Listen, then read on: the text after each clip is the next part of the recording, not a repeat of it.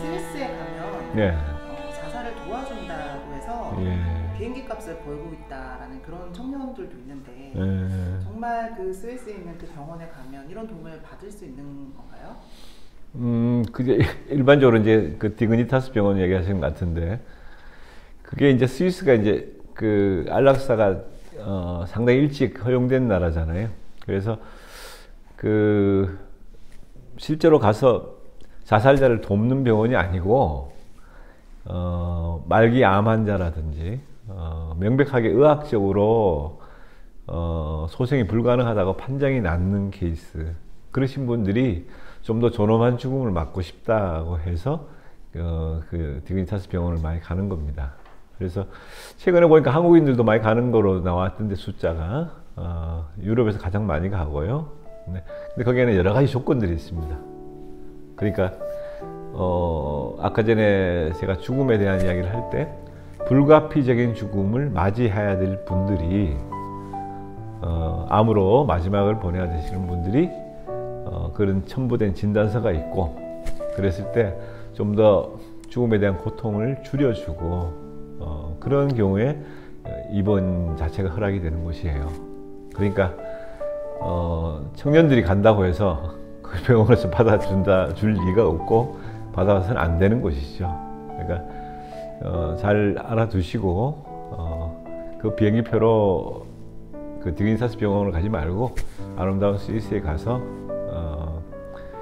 그 안개가 자욱한 알프스 산맥이 보이는 곳에 가서 천천히 자기 생각도 많이 하시고 자연을 많이 즐기다가 오시면 좀 더 좋지 않겠나 생각하네요. 예, 돈을 모으세요. 돈을 모으는데 그 병원에서 안 받아줍니다. 예. 어떻게 보면 이게 자살을, 내 죽음을 선택할 수 있는 것은 나의 권리가 아니냐라는 그런 생각에서 출발하는 그런 것으로 해석할 수도 있을 것 같은데 예. 자살은 권리인가라는 것에 대해서는 어떻게 생각하세요? 정확히 표현하자면 자살은 권리가 아니고요, 죽음에 대한 권리는 있습니다. 죽음에 대한 권리, 죽음에 대한 권리 청원도 있었고요. 스페인의 유명한 사건이죠. 그 실제 30년간 신체를 자유롭게 쓸 수 없었던 식물인간으로 살았던 그분이 죽음에 대한 청원을 한 사건이 있었어요. 2000년대 초반이었던 기억하는데, 그런 경우에는 죽음에 대한 권리 청원은 있는데 자살에 대한 권리는 아닙니다. 엄격하게 이야기하면. 그러니까 자살에 대한 것은 권리라고 표현할 수 있는 게 아니고, 스스로 죽음에 대한 존엄한 죽음을 원한다 하는 그런 점에서는 권리가 있죠. 구별하셔야 됩니다. 그러니까 자살 또한 죽음의 특별한 스페셜한 상태이긴 하지만 스스로 불가피적인 죽음이 아닌 경우라면은 그 권리는 없다고 보는 것이 맞습니다. 절대로 자살에 대한 권리는 존재하지 않습니다. 예.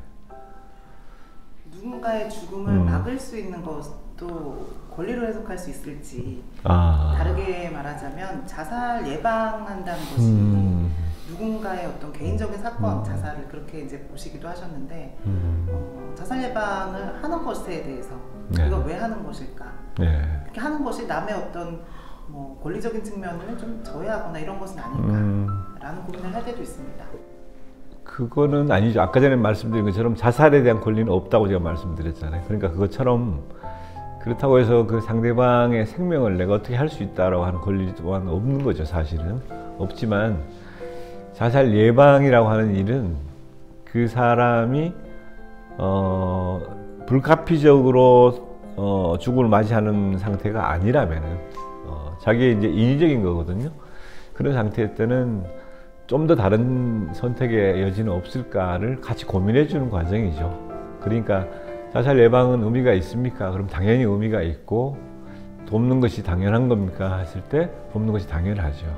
그 상대방이 서로 거부를 하더라도 삶에 대한 존엄성을 함께 이야기해 주는 것은 우리 주변에, 그리고 우리가 살아가는 동시대의 사람들에게 해야 될 당연한 우리 의무라고 생각을 합니다. 그래서 주변에 혹시 자살을 생각하고 계신 분들이 만약에 계시다면은 그래도 끝까지 더 설득하고 왜 우리가 살아야 되는지 삶에 대한 의미를 더 많이 이야기를 하다 보면은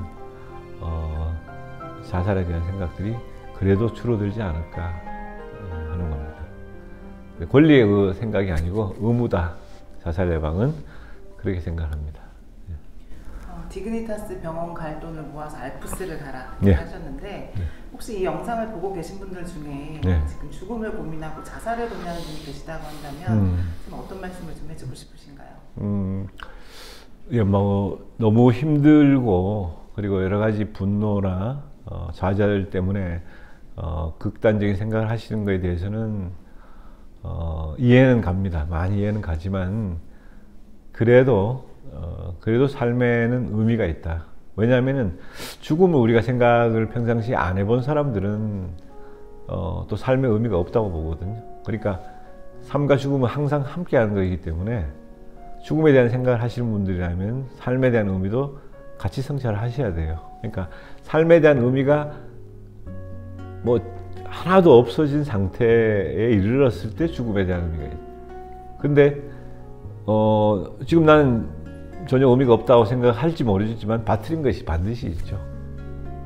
여전히 죽을 때까지 우리가 왜 살아왔는지 나의 삶의 의미가 무엇인지를 계속 물으면서 살거든요. 위대한 어떤 학자들도 그렇고 위대한 종교 지도자들도 여전히 삶에 대한 의미, 나는 누구인가가 끝까지 가는 주제입니다. 그래서 좀 더 자기 자신에 대한 도덕적 의무, 그리고 도덕적 의무가 아니라 하더라도 그거에 대한 운명적인 것을 생각한다 하더라도 한 번 더 돌이켜봐서 삶의 의미를 더 생각해 보는 것이